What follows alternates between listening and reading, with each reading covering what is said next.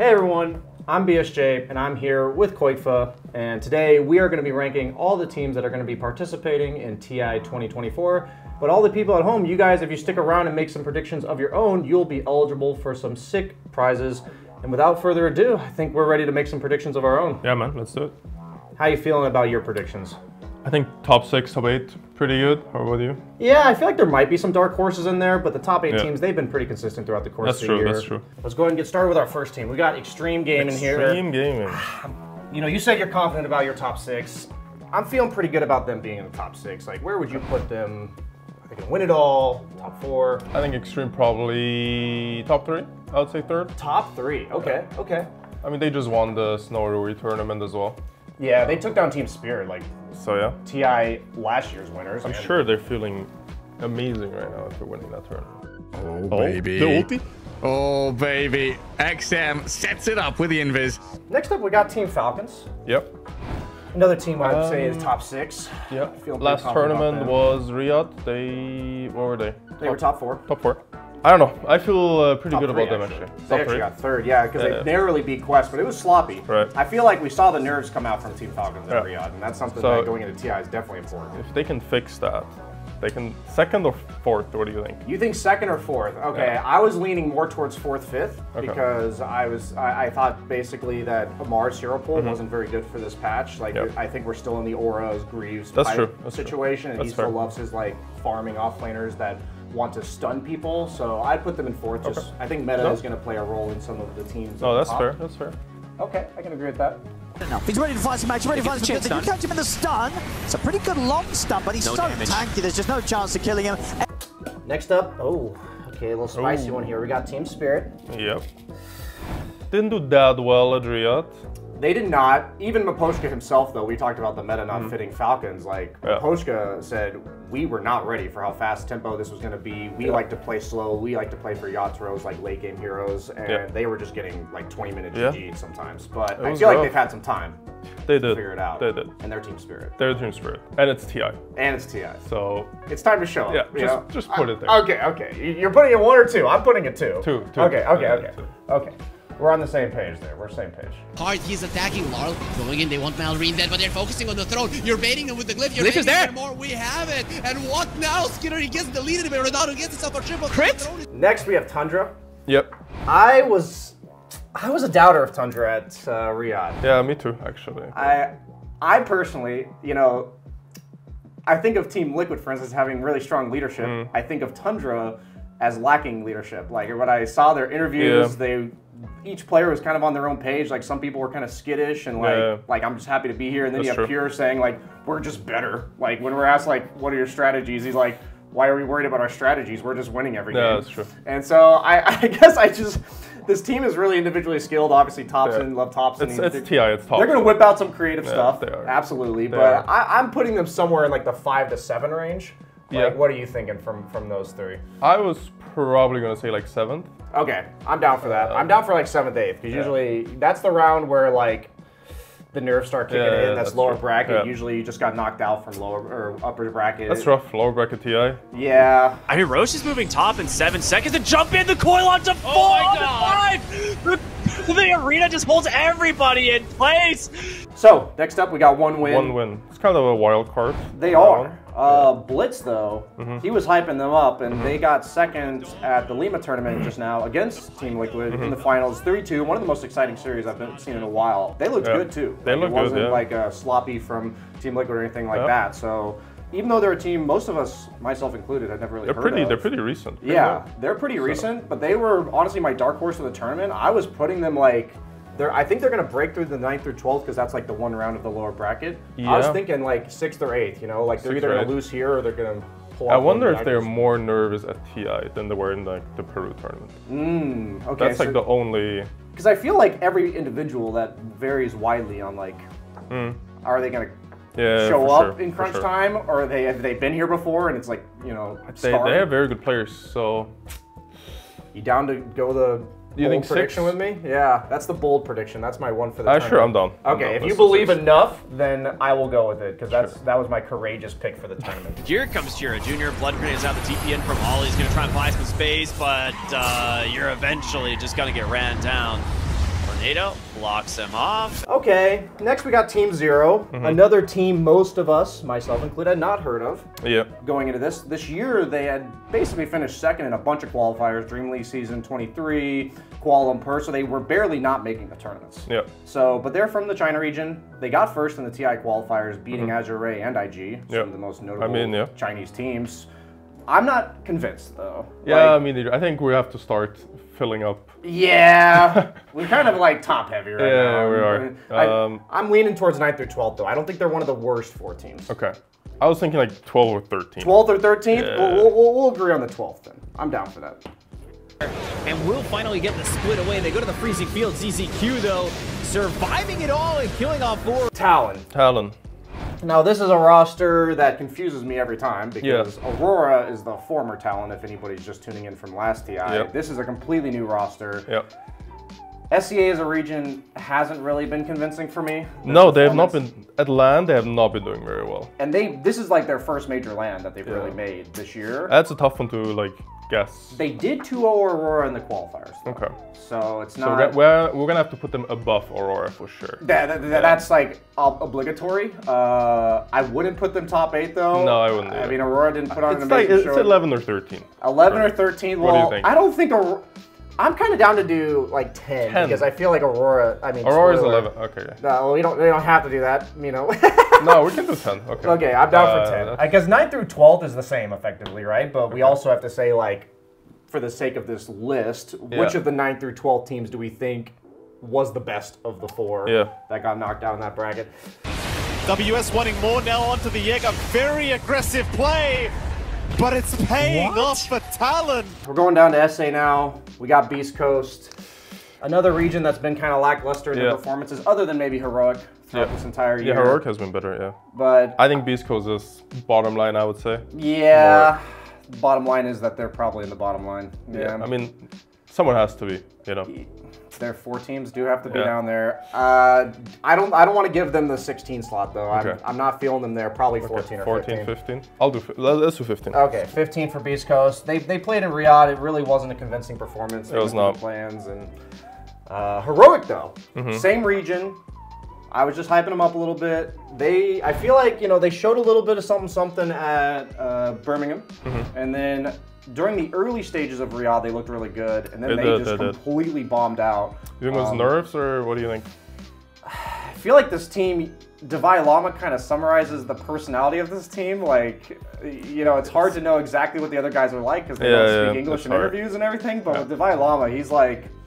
That guy's a character. He's a character. That's a good definition. And I feel like this team, you can tell when they're feeling themselves, and you can tell when they're... Like the steam runs out. The steam runs out. But I do believe, like, because in Riyadh, I believe they got like 9th through 12th. I think I would put them, not bottom line, I would probably put 9th or 8th for Heroic here. Okay.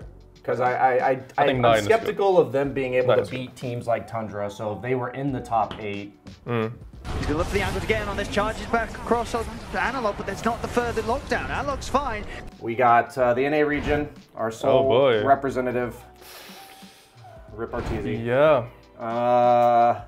Another lackluster performance. I mean, it's like 5-8 or 11. I don't know. You think it's 5-8 or 11? I'll be honest, I'm leaning towards them being down here. Oh, really? Okay. Yeah. You're not feeling the North American The problem I have powerhouse? with them is when I watch their drafting, during Riyadh especially, they just had like 2 or 3 just completely free losses. Like, meaning their draft was all physical damage and the enemy had spin, for instance, and then they just can't do anything. And I feel like at TI, you have to at least set yourself up to have a chance. Yeah, you can't really do that. Yeah, you're not going to get away with that. So that's my nerves of them being down here. I wouldn't be surprised if they like creeped into top 8. But last year when they made top 8, it was off the back of beating NA teams. So they haven't proven themselves on the LAN setting, international LAN setting. True. So if you want to go 11, I'm down, but I'm kind of leaning towards... You're leaning 13, 14? Yeah, we can do 13. Okay, 13 for nouns. Okay.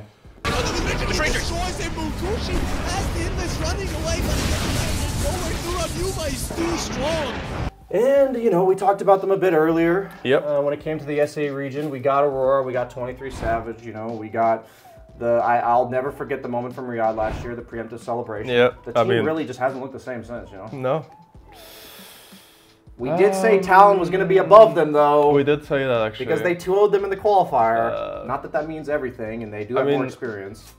Gotta put either. What do you think? Are we going? Are we down to do the curveball? I mean, I feel like SCA as a region is one of the most passionate regions, and I would like to see one of their teams for the viewers. So for the fans at home, and it's not like it's out of their wheelhouse. Like they're a team that's placed top 3 in they have the tournaments players. before. They absolutely have the lineup. I'm down. I'm down to put an SCA team in the top half here. Okay. And we got G2, IG, Jack KBBQ, their manager.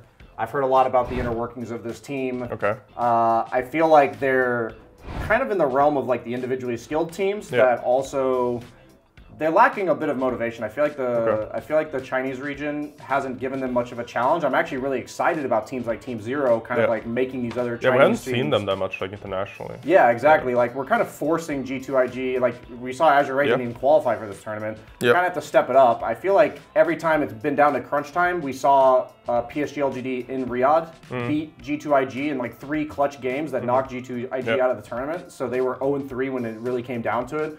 So I'm not confident in their performance on like the big stage.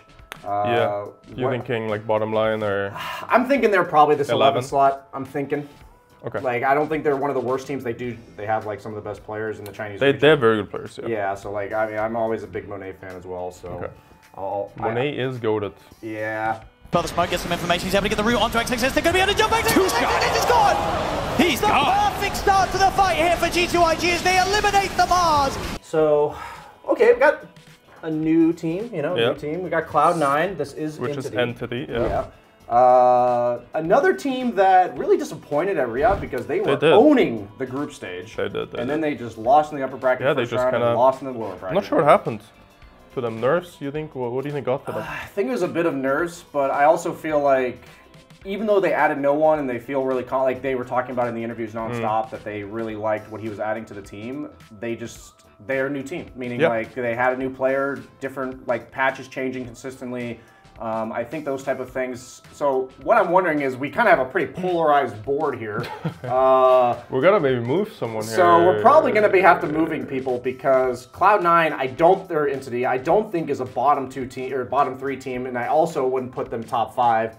So I'm thinking like we might have to shift some of these down a little bit. What do you think about your dark horse who won the win? You're ready to move them or no?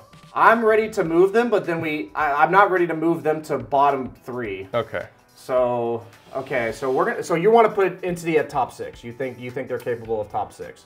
I would say so. Okay. I think DM is like a very aura heavy player. He fits the meta. It's aura patch, so I haven't done this yet. We weren't fully prepared. Okay, that wasn't that bad. So we got Cloud9 Entity going in at top 6, and then so we don't want to have to like cascade this down too much. No. But I'm leaning towards maybe like bumping down Talon. I would say Talon or Aurora, yeah. Talon or Aurora. But if we move Aurora down, then we have to move Talon too. Then you have to move Talon. So for the sake of continuity here, I'm probably gonna go with Talon. Yeah. And we'll bump. You want to help me out there? Nice. Want to move him down to 14? Yeah. Okay. My boys 1 win. I'm sorry. I do think Entity's better than you. It is what it is. If they place highly, they can remember like the beginning of this video. Oh, let me do this one. This is the one. The winning team of the international. The winning team. Okay. You're putting them at number 1, huh? Yeah. What do you think? No? I'm not sold based on their finals performances. No, but they just won.